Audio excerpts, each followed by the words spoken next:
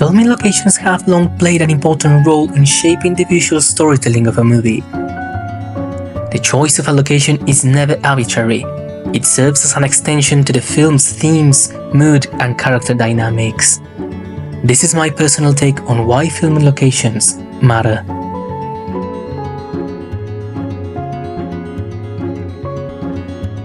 Whether using real-world settings or creating fictional worlds within them, filmmakers understand that locations are more than just backdrops.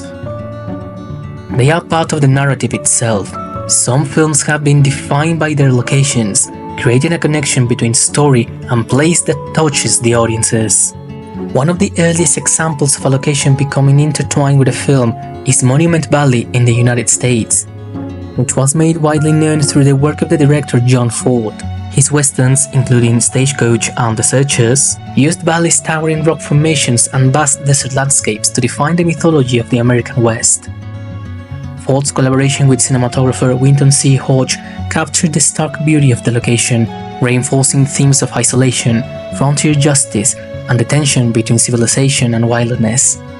The area's dramatic scenery became a recognizable setting for westerns, influencing other filmmakers who sought to depict similar landscapes. Urban locations have also played a role in shaping cinema. New York City, with its mix of towering skyscrapers, bustling streets, and diverse neighborhoods, has been the setting for countless films. Martin Scorsese's Taxi Driver used the city's grim 1970s aesthetic to reflect the protagonist's psychological descent. The real streets of the Times Square and Harlem contributed to the film's raw atmosphere, grounding the narrative in an authentic and recognizable world. Directors like Sidney Lumet, known for Serpico and Dog Day Afternoon, and Alejandro González Iñárritu in Birdman similarly used New York's real locations to craft stories that felt immediate and grounded. However, locations can be expensive, and often the audience will not notice that New York City is actually Toronto, or the dock where the Titanic began its journey is Baja California in Mexico. Filmmakers often choose locations that suit their logistics and budgets. In the US, the state of Georgia offers considerable tax credits that make filming affordable. In Europe, the city of Budapest offers similar tax credits and has been the location for films like Evita and Blade Runner 2049. I was taken by the poetry of the images, so I thought, oh, he's going to photograph Rome, which is my city. The Vatican has a very strong presence. He's going to photograph it really beautiful and able to capture the poetry of this strange, unusual city. The film industry represents a large economic opportunity for cities that want to attract investments and tourism. Cities like Dubrovnik in Croatia have become a tourist destination to Game of Thrones fans. While in the United Kingdom, many historical places were used for the filming of the Harry Potter series, attracting tourists and fans alike. Smaller places like the restaurant in When Harry Met Sally have a plaque to commemorate the film, or the Blue Door House in Notting Hill have become iconic, and often people want to preserve them for the historical value that they represent. All these locations and wonderful places to film are the responsibility of the location manager. A location manager is responsible for scouting and securing locations that match the director's vision, while also ensuring the logistics of taking the film crew to the location. They handle permits, negotiate with property owners, and coordinate with local authorities to facilitate smooth production. The complexities of location work require problem-solving skills, as unexpected challenges such as weather conditions, public interference, or legal restrictions that can arise.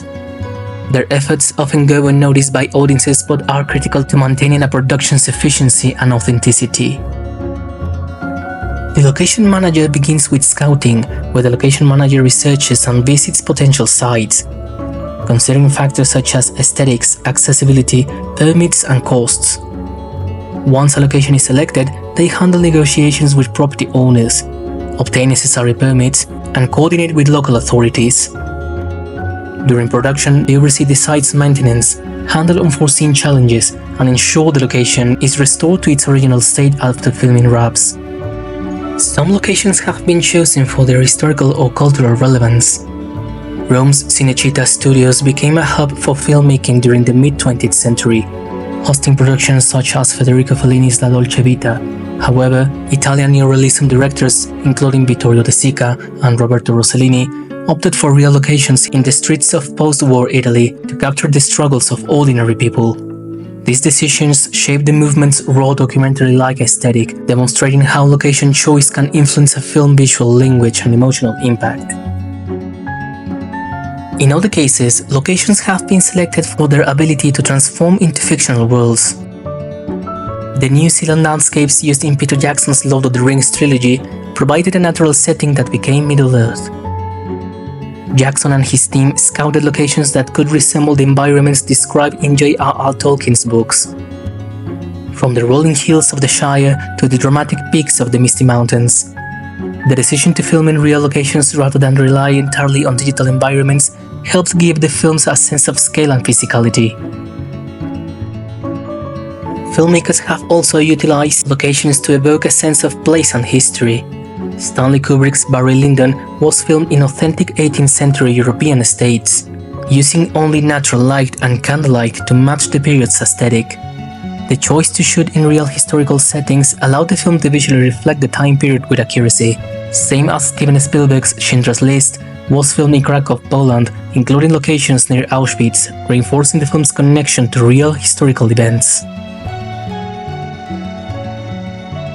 Some locations become famous because of their associations with a particular film. The Overlook Hotel in The Shining is represented by Oregon's Timberline Lodge for the exterior shots, while the interior was meticulously recreated on sound stages.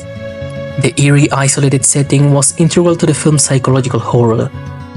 Likewise, the beaches of Ireland, where Spielberg filmed Saving Private Ryan, were chosen to replicate the historical battle as closely as possible, lending the film an intense sense of realism. At the time, Saving Private Ryan was hyped on the reactions of men who were really there. D-Day veterans stunned into silence or brought to tears watching the film, stating that it felt like they were really there. Another example of realism is the movie Barabbas, which filmed a real solar eclipse in the north of Rome, giving the film an out-of-this-world feeling. The decision to film on location versus using a studio often depends on a film's budget, story requirements, and directorial vision. While early Hollywood productions relied heavily on constructed sets, advancements in filming technology allowed for greater flexibility in shooting on location. Directors like Francis Ford Coppola with Apocalypse Now went to great lengths to shoot in remote locations like the Philippines, capturing the humid, chaotic atmosphere necessary for the film's themes of war and madness.